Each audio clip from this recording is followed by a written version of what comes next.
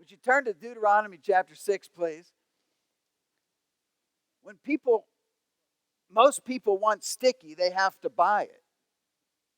If you need two-sided tape, you go buy it. If you need duct tape to fix something, you got to buy it. That non-skid drawer liner is handy for a lot of different things. I didn't even know what to call it, but it's non-skid drawer liner. But man, that sticks, and you can use that. And you've got glue or caulking. Not long ago, I got that black roof tar to put up in around some vents and things. However, moms get sticky for free. They get sticky hands, sticky kisses, sticky floor, sticky gum under their shoe or in their hair. How many moms have cut gum out of their child's hair in the room? Just look around there. There's dozens of moms in the room have done that. Now, while it seems like it's never going to end, the stickiness is just a phase, and it's not going to last. It will come to an end. And most moms in the post-sticky phase of life would probably give almost anything to have that back because of all that comes with it. All the memories and experiences. We're in a series called Sticky Faith, and so I want you to imagine for a moment if we could somehow create a stickiness when it came to faith that wouldn't go away. Our message series this spring, we're trying to look into how do we build into the next generation a faith that lasts. There's too many stories of young people that grow up and leave home and they lack any kind of spiritual intensity or vitality. They lack any kind of spiritual interest. I don't know about their salvation experience when they were younger, but they get in some prodigal son style of distraction or distance or perhaps even a rebellion or a hard-heartedness. We're going to Deuteronomy chapter 6 to try to discover some things as it lays out a blueprint for families that are taking serious the biblical priority of the home as the center of spiritual formation. Now, in the last few weeks, we've learned some things, and so let me remind you. Last week, we talked about your rhythm as a family reveals your family values and priorities. And in this Deuteronomy chapter 6, the scriptures talk about making God a part of the rhythm of your life. When you rise up and when you lie down, when you eat, when you travel time, meal time, bedtime, morning time. Making God a part of the rhythm of your life and your family. The week before, we learned that it has to be in us parents before it can be in them. That we can't expect things out of them that aren't examples for us. Part of our baby dedication is really a parent dedication to say, I've got to pursue spiritual disciplines in my life. I've got to pursue Christian character and find my worth and value in God so that I can have my kids catch on to that as well. We also have learned over the past few weeks the high value of helping the next generation to know that knowing God is more important than anything else that we could possibly teach them. And so today we're going to talk about fighting for their heart, not settling for mere behavioral changes, not just behavior modification, but a genuine connection with the heart of your children. Because we would say it like this: the heart determines behavior. The heart determines behavior, and their behavior indicates the heart. And far too often, whether it's because we're busy or exhausted or tired or we just want it to get solved, we seek behavior modification. Quit fighting. Share your toys. Eat the slice, of cake that you've got in front. And we just go for behavior modification rather than looking to the heart. And so we're going to talk about that today. Deuteronomy chapter 6, verse 4 through 7. Hear, O Israel, the Lord our God, the Lord is one. You shall love the Lord your God with all your heart, with all your soul, and with all your strength. These words which I command you today shall be in your heart. You shall teach them diligently to your children, and shall talk of them when you sit in your house, when you travel, when you walk by the way, when you lie down, and when you rise up. And there it provided the 4 times of rhythm for parents to maximize the connection with their kids. So he begins here by saying it's got to be in your heart, parents. 2 related scriptures in Proverbs chapter 4 and verse 23. The scriptures say, keep your heart with all diligence, for out of it spring the issues of life. That the heart is the source of life and vitality. And then in Luke chapter 6 and verse 45, Luke chapter 6 and verse 45, a good man out of the good treasure of his heart brings forth good. And an evil man out of the evil treasure of his heart brings forth evil. For out of the abundance of the heart, the mouth speaks. Now there's a fundamental premise here that we have to grasp for parents, for all of us. The reason your child said those words on the playground was not because of the kids they were hanging around.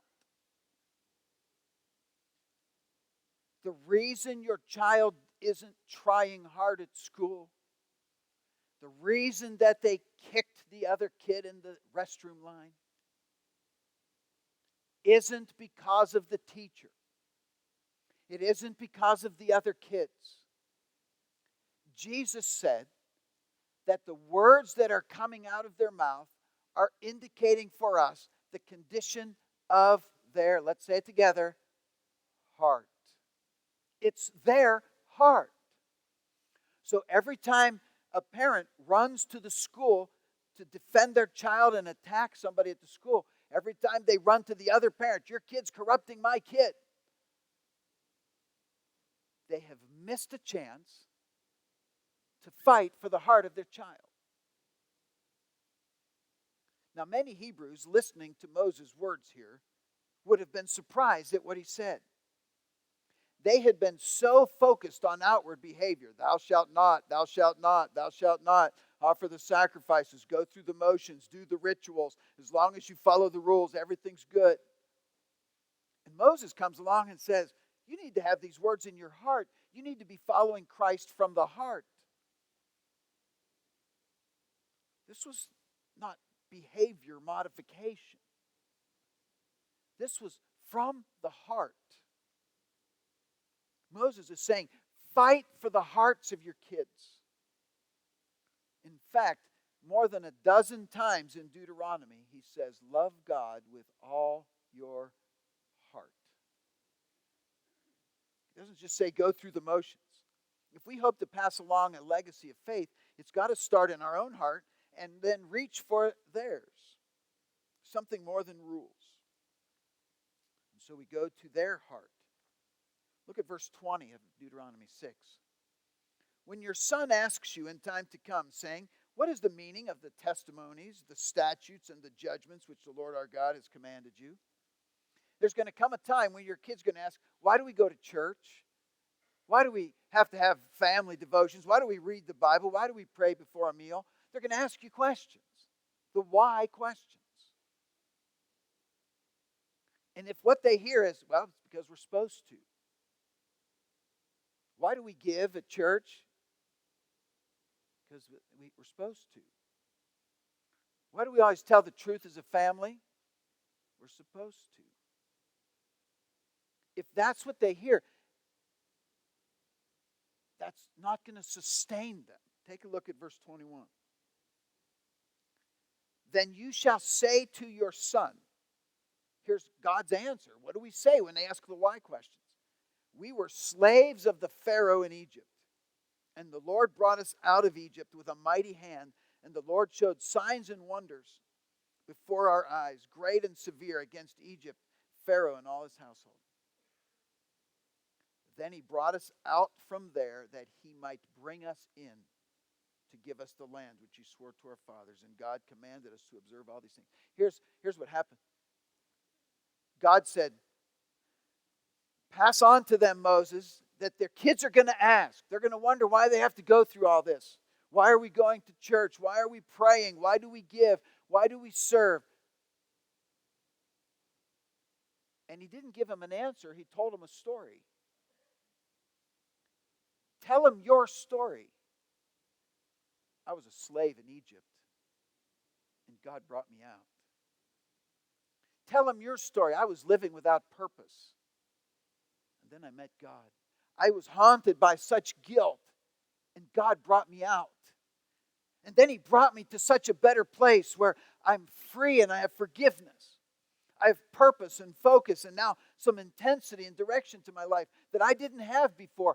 God brought me out so that he could bring me to a new place.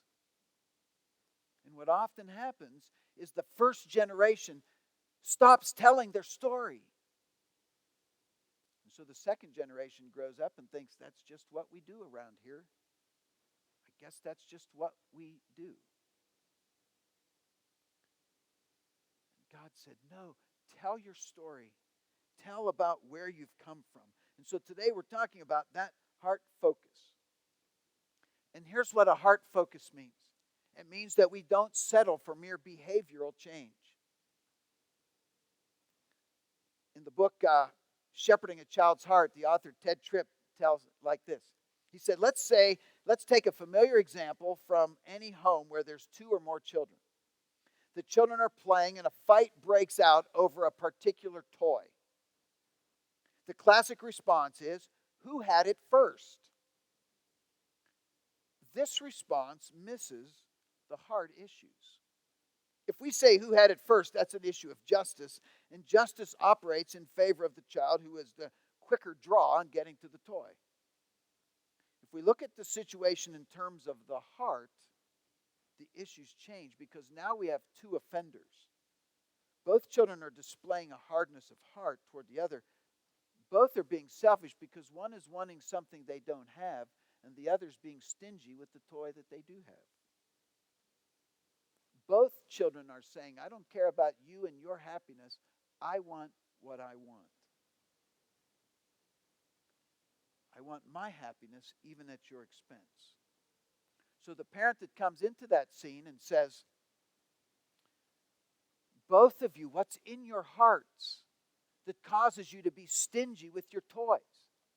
How many have seen the kid on the playground and it's kickball and he keeps the ball to himself? How fun is that? But he's got his kickball.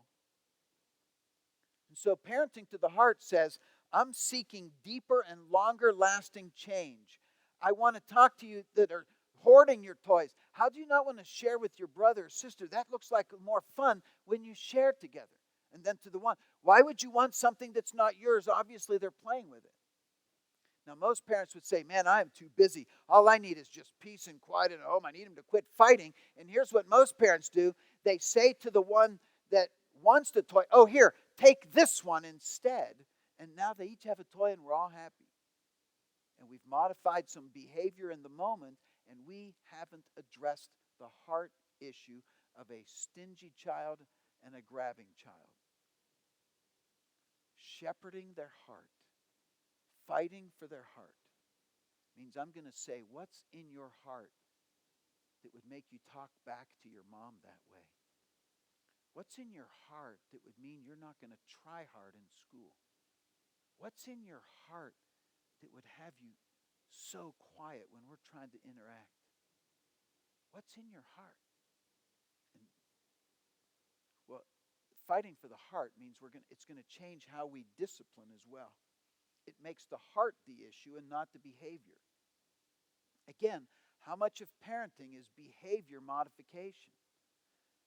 How many parents are walking out of the grocery store or the department store, whatever, and they're buying something for the kid just to bribe them through the store?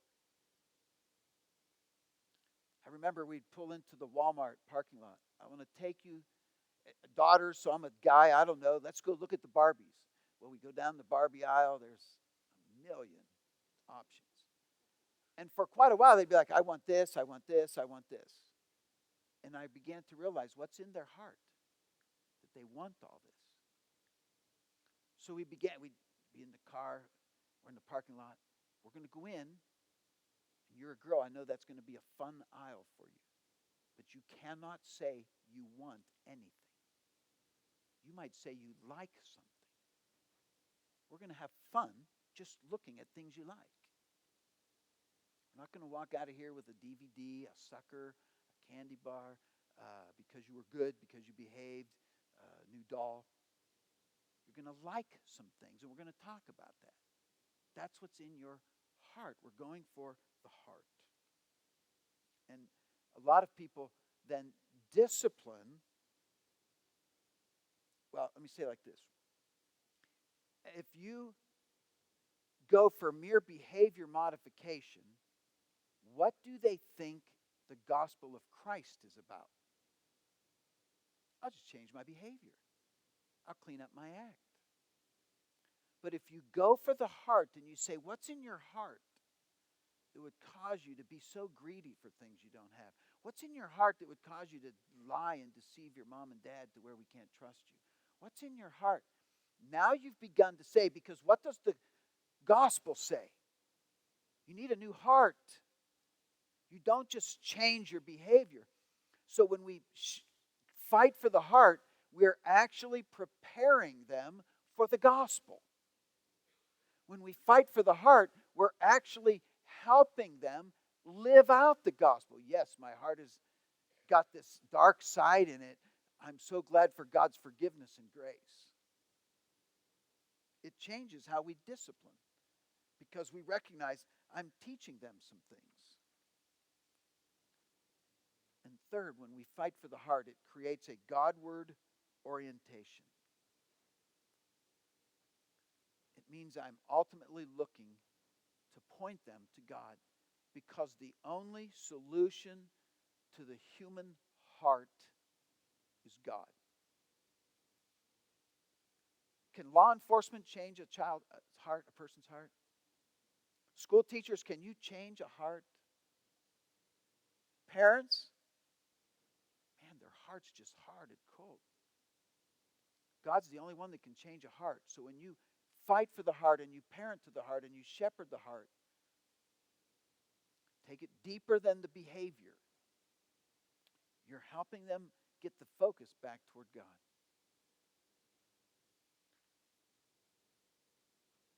And when you're pointing them to God and the heart, now they have a basis for decision making. It's not based on popularity. It's not based on their feelings. It's not based on pragmatism, whatever works. It's not based on their image and what keeps them looking good. It's not based on what seemed right at the time. It's God. Living for God. I want to talk for just a moment in the closing moments about what to do when there's a broken heart connection. And often, and folks, we've been talking, some of you are thinking, man, if I'd have just heard this, and now I've got this broken heart connection. If I'd have heard this 3 years ago, 5 years ago, 8 years ago, 10, 20, we could have maybe parented to the heart and done some things. So I want to talk about this a little bit. How do we restore a broken heart connection? All right? And to tell it, first I want to mention what would be called the acid cup parable. And again, this came from Shepherding a Child's Heart by Ted Tripp. He said, imagine you're holding a jar of sulfuric acid, and somebody jostles you, and the acid spills out, and it injures you and the people around you. Now, if you were asked, why did the sulfuric acid spill out? You would be tempted to say, because they bumped into me, right? But that's not the heart reason. The real answer is somebody was holding sulfuric acid in a jar. How many husbands have said, my wife makes me so mad? How many parents have said, you're trying to make me mad, aren't you? Your children never cause you to sin they reveal the sin that's already in your heart. No wife ever causes a husband to sin. That wife reveals the sin that's in the husband's heart already. No husband causes a wife to sin. He might expose the sin that's already there. No boss causes you to sin. You're carrying the acid and they bumped into you. Release the acid. Release the anger. When that anger's simmering just below the surface and they bump into you and it blocks your goals and your identity and who you want to be. Release all that. Stop carrying that. So, one, we would say, create an atmosphere of grace and patience. Create an atmosphere of grace and patience. Friction, two surfaces that are rubbing against each other, right? Nobody can rub their hands together for too awful long. Something's going to get hot there. The piston inside the cylinder of your car on the way home needs oil to lubricate it, and you need grace. And in your house, one sink in the bathroom, one toilet, the seats up or down. Hawkins was singing about that. There's going to be some socks left out and hairbrushes. The whole atmosphere of the home needs to have grace and patience because somebody's going to be rubbing somebody. When somebody gets sick and they've got a hacking cough and somebody snores and somebody has bad breath, all those are things that families just work through. And so as a parent, you lead the way in that. Secondly, be quick to apologize. Parents, you're going to have an exaggeratedly angry reaction at times. And it's going to call for you to go into your kids and apologize. And sometimes we would apologize for things that we had done. Sometimes we apologize for things that we'd overlooked. And I remember times we'd say, okay, girls, I apologize for letting you get away with talking to your mother that way. And that is not going to happen anymore. And I'm sorry I let you do that. We're done. I'm sorry I let you get away with slacking off on chores. Things are going to be different now. So you need to keep short accounts with the kids. And then third is to teach them how to apologize. Far more than just I'm sorry. And when I call my mom later today, I'm going to say she worked very hard to say, this is how you apologize. I'm sorry. I was wrong. Please forgive me. I'm sorry. I was wrong. Please forgive me. I wish that these things had been invented when one of our daughters was learning that, because she could not say the words out loud in a clear sentence, I'm sorry, I was wrong, please forgive me. You should have heard the funny noises that were coming out of her mouth trying to force herself to say that. And we'd work at the heart and go back through it. You have to say this. You got to mean this from your heart. And, comical. Well, fourth one, teach them to forgive. How many have had in your family situation, child A, I'm sorry, and child B, like, well, you ought to be. You took my thing, and they took my thing, and now you got big problems. So it's two sides in this whole thing. Teach them to forget, to apologize. I'm sorry, I was wrong. Please forgive me. I forgive you. I'm not going to hold it against you and torture you with it for the next 3 hours. Teach them to forgive. And then keep reminding of God's grace and forgiveness. Keep reminding of God's grace. Man, God has forgiven us so much. The least you can do is forgive your sister for taking your toy. God loves you so much. The least we can do is overlook what size of pie we're getting here on Mother's Day lunch. Ephesians 4:32 says, be kind to one another, tenderhearted, forgiving one another. And the whole basis is because I was a slave to sin and God forgave me, and I can forgive others. Create that atmosphere in your home. Too much of family is fighting with instead of fighting for. And the challenge today is to fight for the heart. Would you bow your heads with me in prayer? With heads bowed and eyes closed, there's some here that need to say, you know what, as a parent, I need to fight for the heart. I need to aim for the heart not just mere behavior. I see where I'm like, bribing them with the sucker. We're leaving the store with the doll. We're leaving the, the grocery store with extra candy that they don't need, but I just got to have good behavior. God, help me to fight for their heart. Some of you see as parents, I'm carrying an acid jar around, and it's shame on me, and I've been blaming the boss, I've been blaming my wife, I've been blaming my husband, I've been blaming the kids, and I'm the one with the jar in my hand.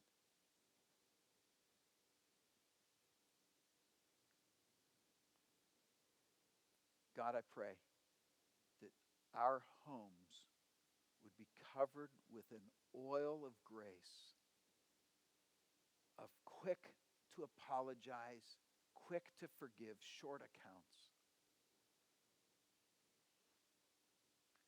May there be spiritual grace lubricating every one of the families and relationships. We have only so many weeks.